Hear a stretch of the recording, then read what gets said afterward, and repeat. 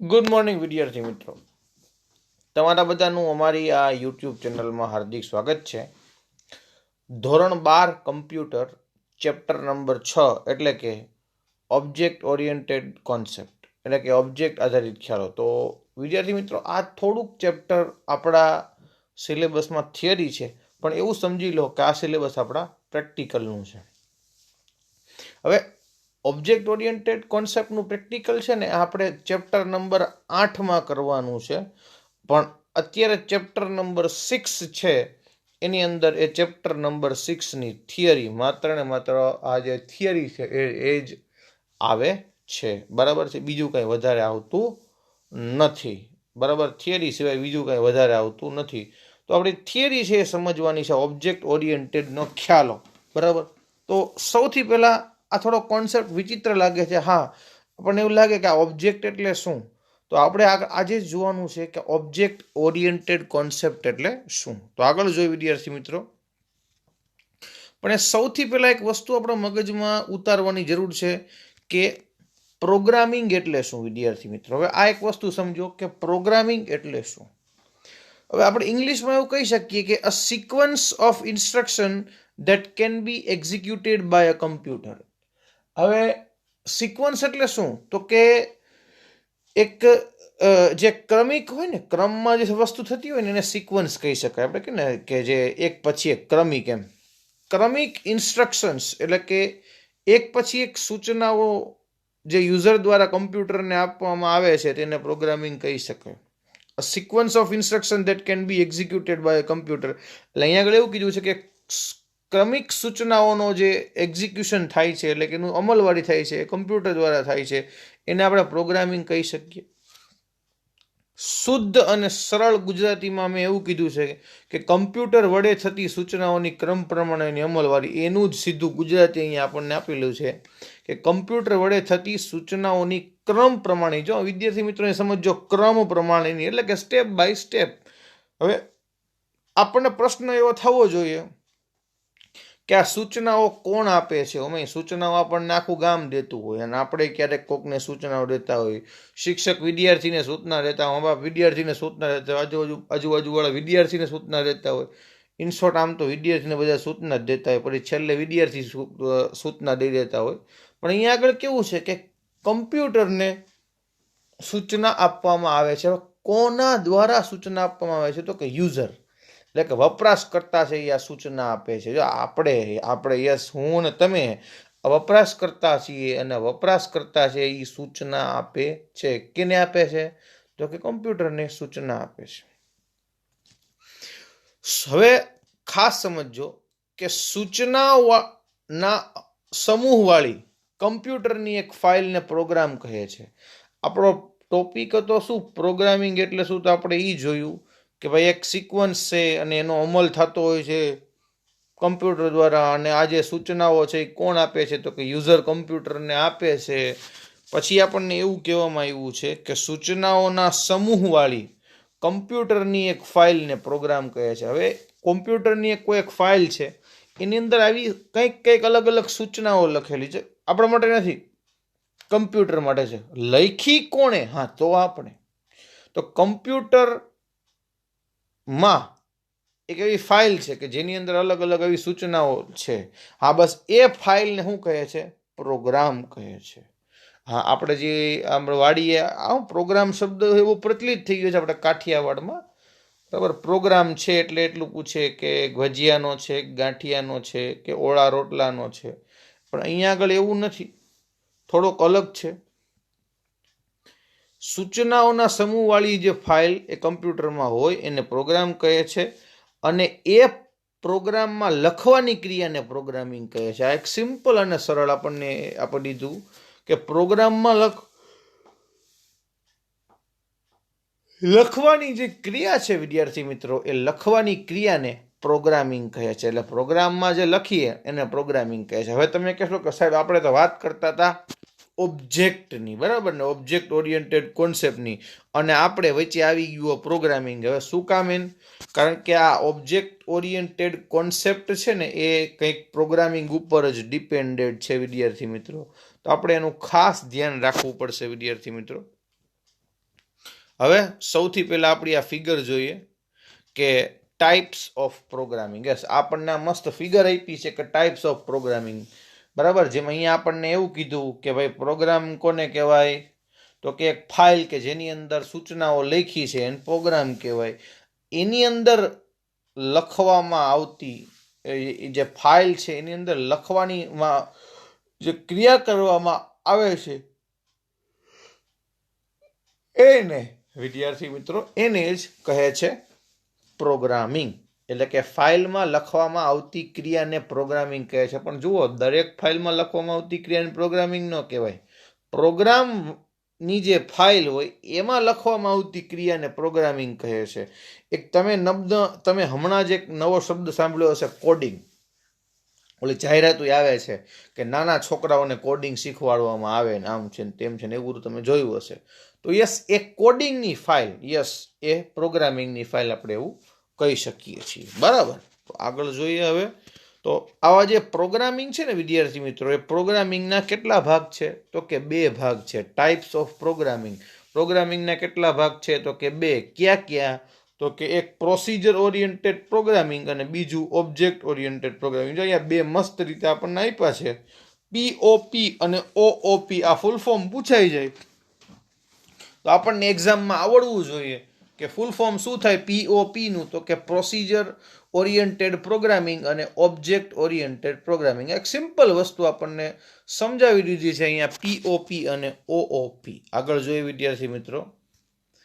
હવે પ્રોગ્રામિંગના પ્રકારો જે આપણે જોયા હતા એ 2 પ્રકારો છે. હવે જે POP છે ને એને ગુજરાતીમાં કહેવાય પ્રક્રિયાગત પ્રોગ્રામિંગ, એટલે કે સ્ટ્રક્ચર ઓરિએન્ટેડ પ્રોગ્રામિંગ અથવા તો પ્રોસિજર ઓરિએન્ટેડ પ્રોગ્રામિંગ. આ નામ છે વિદ્યાર્થી મિત્રો, ખાસ યાદ રાખીશું, પ્રક્રિયાગત પ્રોગ્રામિંગ અને સ્ટ્રક્ચર્ડ ઓરિએન્ટેડ પ્રોગ્રામિંગ, કે જેને એક સ્ટ્રક્ચર છે ટૂંકમાં. એમ આપણું શરીર છે એનું સ્ટ્રક્ચર છે, એવી રીતે પ્રોગ્રામિંગને કંઈક સ્ટ્રક્ચર હોય. આપણે HTML ભણતા ને એને સ્ટ્રક્ચર હતું, હેડ, બોડી, એવું બધું સ્ટ્રક્ચર હતું ને, ટાઇટલ ને એમ. એવી રીતે આ પ્રક્રિયાગત પ્રોગ્રામિંગમાં શું હોય, તો કે સ્ટ્રક્ચર હોય, એક પ્રોસિજર હોય. એટલે કે તમામ વસ્તુઓ સ્ટેપ બાય સ્ટેપ થતી હોય.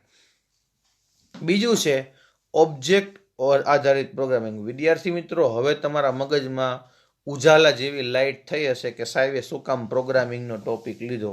કારણ કે પ્રોગ્રામિંગ છે એના 2 પ્રકારો હતા, અને એમાંનો એક પ્રકાર કોણ, તો કે ઓબ્જેક્ટ ઓરિએન્ટેડ પ્રોગ્રામિંગ. અને એના ખ્યાલો વિદ્યાર્થી મિત્રો હવે પાછળ વયા જાય તો જો શું કીધું છે, ઓબ્જેક્ટ આધારિત ખ્યાલો. તો આજે ઓબ્જેક્ટ આધારિત ખ્યાલોને સમજવા માટે આપણે સમજ્યા હતા શું, તો કે સૌથી પહેલા પ્રોગ્રામિંગ એટલે શું સમજ્યા, પ્રોગ્રામિંગના 2 પ્રકારો જોયા, અને એના બીજા 2-3 નામ જોયા. કે પ્રોગ્રામિંગના પ્રકારોમાં એક છે પ્રક્રિયાગત પ્રોગ્રામિંગ, એટલે કે સ્ટ્રક્ચર પ્રોગ્રામિંગ, અથવા તો પ્રોસિજર ઓરિએન્ટેડ પ્રોગ્રામિંગ. હવે ઓબ્જેક્ટ ઓરિએન્ટેડ પ્રોગ્રામિંગ એટલે શું, એનો જ આપણે અભ્યાસ છે વધારે કરવાનો છે. એને ઓબ્જેક્ટ આધારિત ખ્યાલનો છે વિદ્યાર્થી મિત્રો, એનો પરિચય આપણે લેવાનો છે. આગળ જોઈએ પ્રક્રિયાગત પ્રોગ્રામિંગ. એમાં શું આવતું હતું, તો આપણે ઓબ્જેક્ટ ઓરિએન્ટેડ કાઢ્યું. એક વસ્તુ આપણે યાદ રાખીશું કે જે કોઈ વસ્તુ અવેલેબલ છે એમાં કંઈક ભૂલ હશે, અથવા તો એમાં કંઈક ખામી હશે, એની કોઈક મર્યાદા હશે, એટલે નવી વસ્તુ આવી છે. વર્ષો પહેલાં આપણા દાદા પરદાદાઓ પાસે, બરાબર, વીંઝણો હતો, એટલે કે પંખો હતો. પછી આપણી પાસે શું આવ્યું, તો કે પંખો, એટલે આપણા આપણા દાદા પરદાદા પાસે તો વીંઝણો હતો, એટલે ઓલો હાથ નાખવાનો પંખો હતો ને એ હતો. એની પહેલાંની પેઢી પાસે તો એ નહોતો, કુદરતી હવા ખાઈને જીવતા. પછીની જે પેઢી આવી એને પંખો જોયો.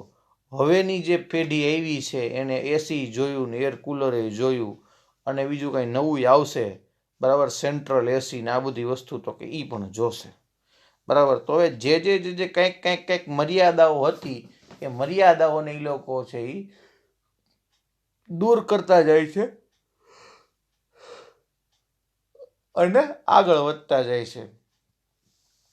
તો પ્રોસિજર ઓરિએન્ટેડ પ્રોગ્રામિંગમાં શું હતું, તો એની જગ્યાએ ઓબ્જેક્ટ ઓરિએન્ટેડ પ્રોગ્રામિંગ આવ્યું.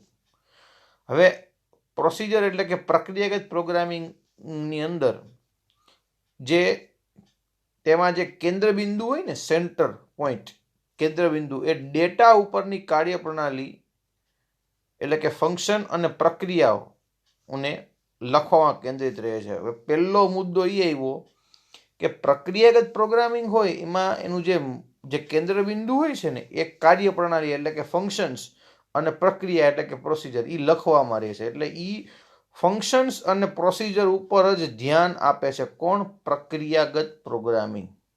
બરાબર. હવે આપણને એવું સમજાવી દીધું, અહીંયા મેં તમને એવું ગોખાવડાવી દીધું કે સમજાવી દીધું કે ભાઈ પ્રોસિજર ઓરિએન્ટેડ પ્રોગ્રામિંગ છે, એમાં ફંક્શન લખવાના હોય. જો ફંક્શન એટલે શું, તો કાર્યક્રમ.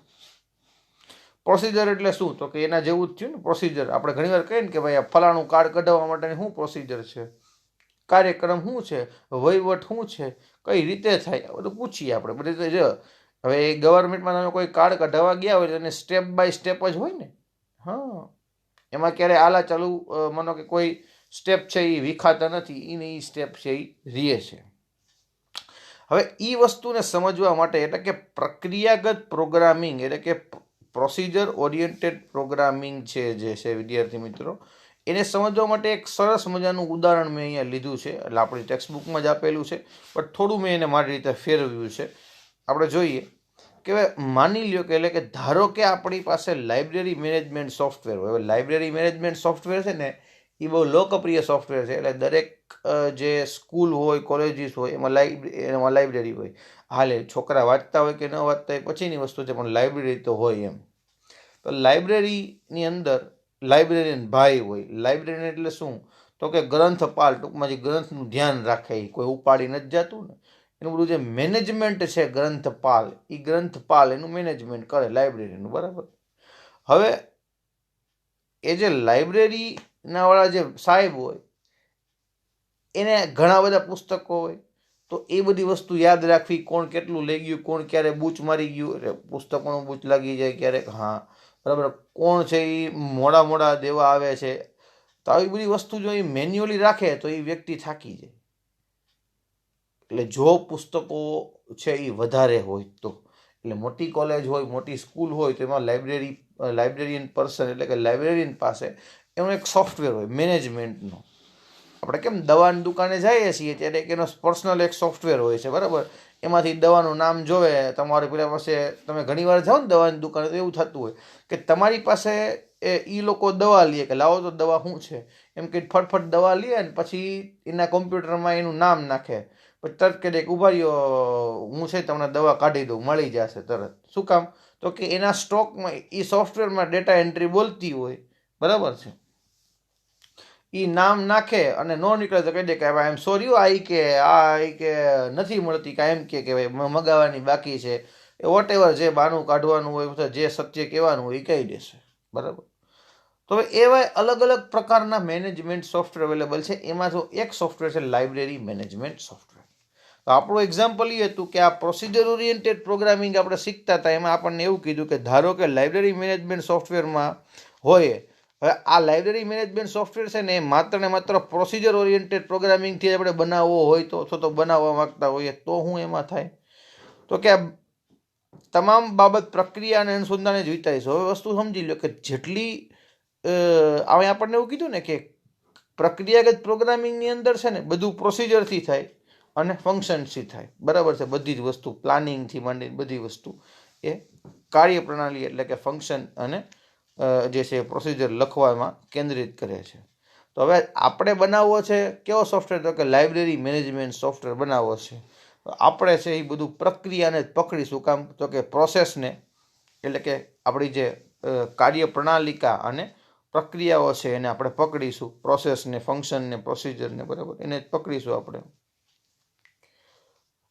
હવે આપણે વિદ્યાર્થી નોંધણી, પુસ્તક વિતરણ, પુસ્તક પરત કરવું અને દંડની ગણતરી વગેરે પર ધ્યાન આપીશું. હવે આપણે જેટલી પ્રોસેસ થાય છે ને એ બધી પ્રોસેસ ઉપર જ ધ્યાન રાખશું. કેમ, તો કે એક વિદ્યાર્થી નોંધણી આવે ને, બરાબર, પુસ્તક વિતરણ, વિદ્યાર્થીને પુસ્તક વિતરણ થાય એ પ્રોસેસ, પુસ્તક છે વિદ્યાર્થી પરત કરે એ પ્રોસેસ. કોઈ વિદ્યાર્થી બુક લઈ ગયો અને એને જે સમય આપવામાં આવ્યો છે એ દરમિયાન ન આવ્યો તો દંડની ગણતરી વગેરે. ઇન શોર્ટ, આપણે પ્રોસિજર ઓરિએન્ટેડ પ્રોગ્રામિંગની મદદથી જો કોઈ પણ સોફ્ટવેર એટલે કે આપણે બનાવવાની ટ્રાય કરીએ, બરાબર છે. આમ તો આપણે જે લોકો સોફ્ટવેર ડેવલપર હોય છે એ લોકો સોફ્ટવેર બનાવતા હોય છે વિદ્યાર્થી મિત્રો. તો અહીંયા આગળ આપણે કદાચ એ બનાવવાની ટ્રાય કરીએ આપણે આ સોફ્ટવેર, તો આપણે જો પ્રક્રિયાગતથી આપણે જો બનાવવું હોય તો બધી જ વસ્તુ આપણે પ્રોસેસથી યાદ રાખવી પડે. એટલે કે શું પ્રોસેસ થઈ છે, શું પ્રોસેસ નથી થઈ, કઈ પ્રોસેસ થવાની છે, કઈ પ્રોસેસ બાકી છે. આ બધી વસ્તુ ટૂંકમાં એનું જે ઇન્ટેન્શન છે, એનો હેતુ છે, એ માત્ર હવે કેવો થઈ જાય તો કે પ્રોસેસ ઓરિએન્ટેડ. આગળ જોઈએ. હવે ઓબ્જેક્ટ ઓરિએન્ટેડ પ્રોગ્રામિંગ, બરાબર. ઓલામાં શું હતું તો કે એમાં પ્રોસિજર અને જે છે એ કાર્યપ્રણાલી એટલે કે પ્રોસિજર અને પ્રોસેસ, બરાબર, એના ઉપર જ છે આધાર હતો. પ્રોસિજર અને ફંક્શન્સ ઉપર આધાર હતો. અહીંયા આગળ શું છે ઓબ્જેક્ટ ઓરિએન્ટેડ પ્રોગ્રામિંગમાં, તો કે તેમાં કેન્દ્રબિંદુ ઓબ્જેક્ટ હોય છે. ઓલામાં કેન્દ્રબિંદુ કોણ હતા?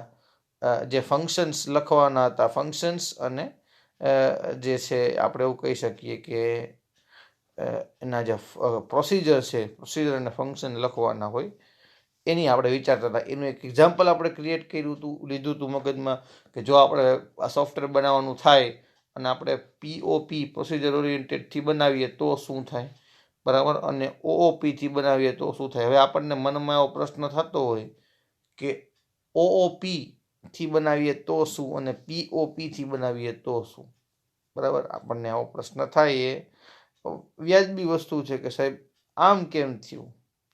હવે જુઓ, એનો સીધો અને સરળ જવાબ અહીંયા આપેલો જ છે કે ઓબ્જેક્ટ ઓરિએન્ટેડ પ્રોગ્રામિંગ છે એ ડેટા અને તેની ક્રિયાત્મકતા એટલે કે ફંક્શનાલિટી બંનેને એક સાથે ધરાવે છે. એટલે કે એનું જે કેન્દ્રબિંદુ છે ને એ ઓબ્જેક્ટ હોય છે. કોનું? એટલે કે OOPનું. અને ઓમાં કેન્દ્રબિંદુ છે એ ઓબ્જેક્ટ નથી હોતું, પ્રોસિજર અથવા તો પ્રોસેસ હોય છે. એટલે હવે તેની જે ક્રિયાત્મકતા અને ફંક્શનાલિટી છે એ બંને એક સાથે ધરાવે છે. હવે કેન્દ્રબિંદુ ઓબ્જેક્ટ છે એટલે એની જે ક્રિયાત્મકતા અને જે ફંક્શનાલિટી છે એ બંને એક સાથે, એટલે કે પેરેલલ તો ન કહી શકાય બટ સિમલ્ટેનિયસલી છે એ ધરાવે છે. હવે વિદ્યાર્થી મિત્રો, જે એક્ઝામ્પલ આપણે આને આપ્યું હતું કે ભાઈ OOPની અંદર POPની અંદર આપણે કેવી રીતે છે એ બનાવી શકાય છે, બરાબર છે. તો એક એના માટે એટલે POPની મદદથી લાઇબ્રેરી મેનેજમેન્ટ સોફ્ટવેર છે બનાવવામાં આપણે એ જે છે એ સંપૂર્ણપણે જે કહી શકાય એવું કે જે પ્રોસિજર છે એટલે કે કાર્યપ્રણાલિકા છે, બરાબર, એના ઉપર ધ્યાનમાં લઈને આપણે છે એ બનાવતા હોઈએ છીએ સોફ્ટવેર. પણ હવે અહીંયા આગળ એને એક્ઝામ્પલ અહીંયા ફરી જાય છે વિદ્યાર્થી મિત્રો. હવે ધારો કે લાઇબ્રેરી મેનેજમેન્ટ સિસ્ટમને આ રીતે બનાવીએ તો, એટલે કે લાઇબ્રેરી મેનેજમેન્ટ સિસ્ટમ છે એને કંઈક અલગ રીતે બનાવીએ તો કઈ રીતે? તો કે તેની સાથે સંકળાયેલા ઓબ્જેક્ટ પર જ હોય, જેમ કે વિદ્યાર્થી, પુસ્તક અને ગ્રંથપાલ. હવે લાઇબ્રેરી મેનેજમેન્ટ સિસ્ટમ સાથે સંકળાયેલ વ્યક્તિ કોણ કોણ છે? એનું કારણ છે કે પ્રોસેસથી તમે જે છે એ ડેટાને જીવતા નહીં કરી શકો, બરાબર છે. બટ એટલે એમ કે પ્રોસેસ છે એ પૂરી થઈ જાય એટલે ડેટા એની સાથે નાશ નથી પામતા પણ ડેટા રહે છે, બરાબર છે. હું એમ નથી કહેતો, કારણ કે ડેટા છે એ ક્યારેય ગુજરતા નથી, એકબીજામાં ટ્રાન્સફર થયા રાખે છે. આપણે પછી ક્યારેક જ્યારે ફ્રી હશું ત્યારે એના ઉપર ચર્ચા પણ કરીશું.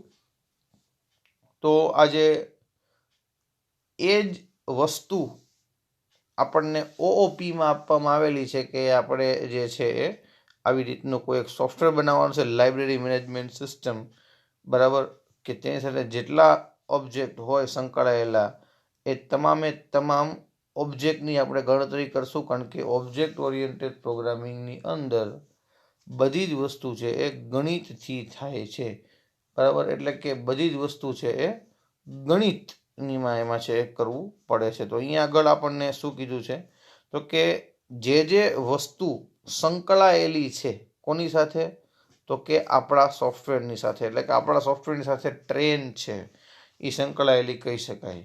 આપણા સોફ્ટવેરની સાથે આપણે એવું કહી શકીએ કે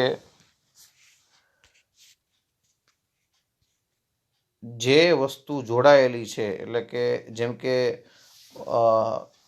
ઓબ્જેક્ટને આધારિત જે વસ્તુ છે, જેમ કે જે વસ્તુ લાઇબ્રેરી મેનેજમેન્ટ સિસ્ટમને જરૂરી છે, જેમ કે લાઇબ્રેરી મેનેજમેન્ટમાં સ્ટુડન્ટ જરૂરી છે, પુસ્તકો જરૂરી છે અને ગ્રંથપાલ જરૂરી છે. આપણે જે વાત કરીએ લાઇબ્રેરિયન પર્સન એટલે કે ગ્રંથપાલ છે, એ આ ખૂબ જ છે એ જરૂરી છે. તો હવે આપણે જે બનાવશું સોફ્ટવેર એ ઓબ્જેક્ટ ઓરિએન્ટેડ હશે, અને ઓબ્જેક્ટ ઓરિએન્ટેડ ક્યારે હશે, તો કે તમે કોઈ પણ સોફ્ટવેર છે એને ડેટા ઉપરથી વિચારો, ડેટાનું એનાલિસિસ કરો, બરાબર છે.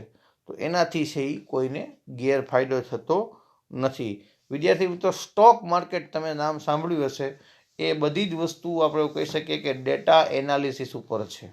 તો અહીંયા આગળ પણ આપણે ડેટાનું જે એનાલિસિસ છે એ કરવું જ રહ્યું, તો એ જે કરવું જ પડશે. હા, મારો કહેવાનો ઇન્ટેન્શન એવો છે કે તો ડેટા એનાલિસિસ છે એ કરવું પડે. તો આપણી પાસે ડેટા એનાલિસિસ ક્યારે થાય, તો કે તમારું જો કેન્દ્ર બિંદુ છે એ ઓબ્જેક્ટ થઈ જાય. ફોર એક્ઝામ્પલ, જેમ કે વિદ્યાર્થી છે, તો કેટલા વિદ્યાર્થી છે, કેટલા વિદ્યાર્થીએ રજીસ્ટ્રેશન કરાવ્યું, કેટલાએ નથી કરાવ્યું, કેટલાએ બાકી છે, કેટલા વિદ્યાર્થીઓ પુસ્તક લઈ ગયા, કેટલા વિદ્યાર્થીઓ લેવા નથી આવતા. હા, બરાબર. એ લોકોને જરૂર ન હોય, કારણ કે એ લોકો પાસે એના બુક કરતાં વધારે નોલેજ હોય, તો પછી એ લોકોને એવું થાય ને કે અમારું નોલેજ છે એ ઓછું થઈ જાય, એટલે એ લોકો બુક ન વાંચતા હોય, બાધા હોય બુક વાંચવાની એને. પછી પુસ્તક, તો પુસ્તક કેટલા છે એમાં અલગ અલગ કેટેગરી વાઇઝ તમે મૂક્યા હોય કે ભાઈ હિસ્ટ્રીનું અલગ, આનું અલગ, બીજા જે છે એ અલગ અલગ રીતે આપણે છે એ મૂકતા હોઈએ છીએ. તો અહીંયા આગળ આપણે છે એ જે પુસ્તકો છે એના આપણે બદલી શકીએ. તો અલગ અલગ પ્રકારના જે રેન્ક આપેલા છે વિદ્યાર્થી મિત્રો, એ રેન્ક એટલે કે હોય કે ભાઈ બાયોલોજીની અંદર બાયોલોજીના પુસ્તકો મળે, બરાબર છે. કમ્પ્યુટરની અંદર કમ્પ્યુટરના જ મળે, બરાબર. કોઈ અલગ અલગ ટેકનોલોજી હોય, જેમ કે HTMLની અંદર, તો કે HTMLના આપણને સોફ્ટવેર મળે. તો આ બધી જ વસ્તુ એટલે કે જે પુસ્તકો છે આપણને જેથી મળી શકે, જેથી કોઈ વાંચનાર વ્યક્તિ છે એને જે ડેટા છે એટલે કે આપણે પુસ્તકો છે એ ખૂબ જ સારી રીતે મળી શકે. તો આ રીતે આપણે ઓબ્જેક્ટ ઓરિએન્ટેડ અને પ્રોસિજર ઓરિએન્ટેડનું આપણે જે ભેદ છે એ ઉકેલ્યો. બે ટાઈપના પ્રોગ્રામિંગ આવે છે, એક છે પ્રોસિજર ઓરિએન્ટેડ પ્રોગ્રામિંગ અને એક છે ઓબ્જેક્ટ ઓરિએન્ટેડ પ્રોગ્રામિંગ. તો આગળ જોઈએ વિદ્યાર્થી મિત્રો કે ઓબ્જેક્ટ ઓરિએન્ટેડ પ્રોગ્રામિંગ છે એની અંદર આપણને શું બીજી કઈ કઈ બાબતો આવે છે, તો કે સૌથી પહેલા OOP એટલે કે ઓબ્જેક્ટ ઓરિએન્ટેડ પ્રોગ્રામિંગની ભાષાઓની મદદથી કોડને વિભાગીય માળખામાં વિભાજિત કરી શકાય છે, તેમજ તેની મદદથી અન્ય ભાગના કોડને ખલેલ પહોંચાડ્યા વગર આ વિભાગના સુધારા વધારા કરી શકાય છે. એક સિમ્પલ અને સરસ રીતે આપણને કીધું છે કે આ જે સુધારા વધારા છે એ થઈ શકે છે, ચેન્જીસ છે એ થઈ શકે છે. તો ઓબ્જેક્ટ ઓરિએન્ટેડ પ્રોગ્રામિંગમાં પાયાના એકમ તરીકે જે છે એ ઓબ્જેક્ટને લે છે, એટલે કે કેન્દ્ર બિંદુ છે એ ઓબ્જેક્ટ જ હોય છે, બરાબર. કારણ કે આપણે જે છે એ ઓબ્જેક્ટ આધારિત છે એ કામ કરીએ છીએ, એટલે કે દરેક વસ્તુમાં આપણે ઓબ્જેક્ટ જેને ગોતીશું. આગળ જોઈએ વિદ્યાર્થી મિત્રો, અહીંયા આગળ કમ્પ્યુટરની જે ભાષાઓ એટલે કે જે ભાષાઓ ઓબ્જેક્ટ ઓરિએન્ટેડ પ્રોગ્રામિંગ કરતી હોય, તો તેમાં આ 4 ગુણધર્મ જોવા મળે. અહીંયા આપણને એવું કીધું છે કે ભાઈ ફલાણી જે શું કહેવાય કે એપ્લિકેશન છે અથવા તો ફલાણી છે એ વેબસાઇટ છે, બરાબર છે. તો એ જે વેબસાઇટ છે, અથવા તો આપણે એવું કહી શકીએ કે એ જે 4 ગુણધર્મ છે એ પૂરા પાડતી હોય તો અને તો જ આપણે એને રાજી કરી શકીએ છીએ. એટલે કે એનું જે કામ છે એનું જે વેલ્યુ છે એની જે વેલ્યુ છે એ આપણને મળે છે. તો અહીંયા આગળ કમ્પ્યુટરની અંદર ઓબ્જેક્ટ ઓરિએન્ટેડમાં 4 ગુણધર્મો આવે છે. એટલે કોઈ પણ પ્રોગ્રામિંગ લેંગ્વેજ હોય, પ્રોગ્રામિંગ લેંગ્વેજ ઘણી બધી છે, એ આપણે સ્ટેપ બાય સ્ટેપ જોવાની છે. તો પ્રોગ્રામિંગ લેંગ્વેજ હોય એની અંદર આ 4 પ્રકારના ગુણધર્મો હોય. એમાંથી પહેલું છે એબ્સ્ટ્રેક્શન, બીજું છે એન્કેપ્સ્યુલેશન. બરાબર, થોડાક નામ સાંભળજો વિદ્યાર્થી મિત્રો. એબ્સ્ટ્રેક્શન બાજુમાં ઇંગ્લિશ અને ગુજરાતી બંનેમાં લખેલું જ છે. બરાબર, તો એબ્સ્ટ્રેક્શન, એન્કેપ્સ્યુલેશન, પોલિમોર્ફિઝમ અને ઇનહેરિટન્સ. વિદ્યાર્થી મિત્રો 4 વસ્તુ છે યાદ રાખવાની છે કે આ 4 વસ્તુ છે તો જ એ લેંગ્વેજને, એ કોન્સેપ્ટને ઓબ્જેક્ટ ઓરિએન્ટેડ પ્રોગ્રામિંગ કહેવાય. એક વસ્તુ ખાસ યાદ રાખો કે જો આ 4 વસ્તુ હોય તો જ તમે એને જે છે એ ઓબ્જેક્ટ ઓરિએન્ટેડ પ્રોગ્રામિંગના કોન્સેપ્ટની અંદર તમે એને લઈ શકો છો વિદ્યાર્થી મિત્રો. હવે ઓબ્જેક્ટ ઓરિએન્ટેડ પ્રોગ્રામિંગ છે એની જે શરૂઆત છે એ 1960માં થઈ અને 1980માં તે નવા સોફ્ટવેર બનાવવાની મુખ્ય રીત બની ગઈ. આપણે એવું કહી શકીએ કે ખૂબ જ ઝડપથી આ ટેકનોલોજી આગળ વધતી હતી કે 1960માં તો શરૂઆત થઈ હતી અને 1980માં તે મુખ્ય સોફ્ટવેર બનાવવાની મુખ્ય રીત છે એ બની ગઈ છે. હવે કઈ ભાષાઓ જે છે એને આપણે ઓબ્જેક્ટ ઓરિએન્ટેડ પ્રોગ્રામિંગ લેંગ્વેજ કહી શકીએ? તો એમાં આવે છે વિદ્યાર્થી મિત્રો C++, જાવા, પછી આ લખ્યું ને C#, એને C# ન વાંચવું પણ એને C# એવું વાંચવું. તો C++, જાવા, C#, ASP.NET, PHP, પાયથોન, આ બધી જે લેંગ્વેજ છે એ બધી language object oriented programming language છે. એટલે કે આ લેંગ્વેજ ઓબ્જેક્ટ ઓરિએન્ટેડ પ્રોગ્રામિંગને સમર્થન આપે છે. એક સિમ્પલ વિદ્યાર્થી મિત્રો યાદ રાખો કે આપણા જે અલગ અલગ પ્રકારના જે એક્ઝામ્પલ આપણને આપવામાં આવેલા છે આ વિષયની અંદરથી ઘણા ક્વેશ્ચન છે એ પૂછાયા છે. તો આપણે એની જે છે એ ખાસ ટકા કરીશું વિદ્યાર્થી મિત્રો. આ મોસ્ટ આઈએમપી ક્વેશ્ચન છે કે ઓબ્જેક્ટ ઓરિએન્ટેડ પ્રોગ્રામિંગની શરૂઆત ક્યારે થઈ હતી? તો કે 1960માં. અને કયા યરમાં તે મુખ્ય સોફ્ટવેર બનવાની રીત બની ગઈ છે? આ વિદ્યાર્થી મિત્રો આ 2 કલાકનો 20 વર્ષનો જે ગેપ છે એ ખાસ યાદ રાખવાનો છે. 1960માં એની શરૂઆત થઈ અને 1980માં જે છે એ મુખ્ય બની ગઈ. એવો એક્ઝામમાં ક્વેશ્ચન પૂછાઈ શકે કે નીચેનામાંથી કઈ ભાષા છે એ ઓબ્જેક્ટ ઓરિએન્ટેડ પ્રોગ્રામિંગ છે? તો આપણી પાસે અવેલેબલ છે C++, જાવા, ASP.NET, PHP. બરાબર, તો આવી અલગ અલગ જે ભાષાઓ છે વિદ્યાર્થી મિત્રો એ ભાષાઓ પણ ઓબ્જેક્ટ ઓરિએન્ટેડનું સમર્થન આપે છે. એટલે કે એની અંદર આ ભાષાઓ છે એનો ઉપયોગ થાય છે. સોફ્ટવેર સિસ્ટમમાં વિશ્લેષણ, ડિઝાઇન અને અમલીકરણ માટે મહત્વની ભૂમિકા ભજવે છે. કોઈ પણ સોફ્ટવેર છે એનું વિશ્લેષણ એટલે કે એનું એનાલિસિસ કરવા માટે છે એ આનો ઉપયોગ થાય છે. બરાબર વિદ્યાર્થી મિત્રો, મેં તમને હમણાં શેર બજારનું એક્ઝામ્પલ આપ્યું હતું કે ડેટા એનાલિસિસ, કોઈ પણ વસ્તુ જે છે એ ડેટા એનાલિસિસ ઉપર ખૂબ આધાર રાખે છે. તો આપણને ઓબ્જેક્ટ ઓરિએન્ટેડની મદદથી આપણને ડેટા એનાલિસિસનો એક્ઝેક્ટ ખ્યાલ આવે છે. હવે આપણે આગળ શું કીધું છે કે એક સમાન લાક્ષણિકતાઓને વ્યાખ્યાયિત કરવા માટે ક્લાસનો ઉપયોગ કરે છે. હવે અહીંયા આગળ નવો ફણગો ફૂટ્યો કે અત્યાર સુધી ઓબ્જેક્ટની વાત કરતા હતા પણ હવે એ ક્લાસની વાત કરે છે. એટલે કે અહીંયા આગળ ક્લાસની પણ આવશે, ઓબ્જેક્ટ પણ આવશે અને બીજી ઘણી વસ્તુઓ પણ અહીંયા આગળ આવશે. હવે અહીંયા આગળ ગુજરાતીમાં આપણે શબ્દ અર્થ કરીએ કે ઓબ્જેક્ટ એટલે શું? કોઈ એક વસ્તુ છે એમાંથી એક પદાર્થ, આપણે જે વસ્તુને જોઈ શકીએ છીએ એ તમામ વસ્તુ છે એ ઓબ્જેક્ટ છે. આપણા માટે છે અને કોકના માટે પણ છે. બરાબર છે. તો આ બધી જે ઓબ્જેક્ટ છે એ ઓબ્જેક્ટ છે એને આપણે કેન્દ્ર બિંદુ છે. બરાબર છે. અને એનું જે કામ છે એ સોફ્ટવેરમાં સિસ્ટમમાં વિશ્લેષણ, ડિઝાઇન અને અમલીકરણ માટેની ખૂબ જ મહત્વની ભૂમિકા ભજવે છે. અને એક સમાન ઓબ્જેક્ટની સામાન્ય લાક્ષણિકતાઓને વ્યાખ્યાયિત કરવા માટે ક્લાસનો ઉપયોગ થાય છે. ક્યારે ક્લાસનો ઉપયોગ કરવો અને ક્યારે ઓબ્જેક્ટનો ઉપયોગ કરવો એ પણ આપણને અહીં કીધેલું છે કે એક સમાન ઓબ્જેક્ટની સામાન્ય લાક્ષણિકતાઓને વ્યાખ્યાયિત કરવા માટે ક્લાસનો ઉપયોગ કરવો પડે છે કે જે ક્લાસ છે એનો જે ઉપયોગ છે એ કરવો પડે. એટલે જે છે એ એક સમાન ઓબ્જેક્ટની સામાન્ય લાક્ષણિકતાઓને વ્યાખ્યાયિત કરવા માટે ક્લાસનો ઉપયોગ થાય છે. ક્લાસ એટલે શું? તો કે એક પ્રકારનો સમૂહ.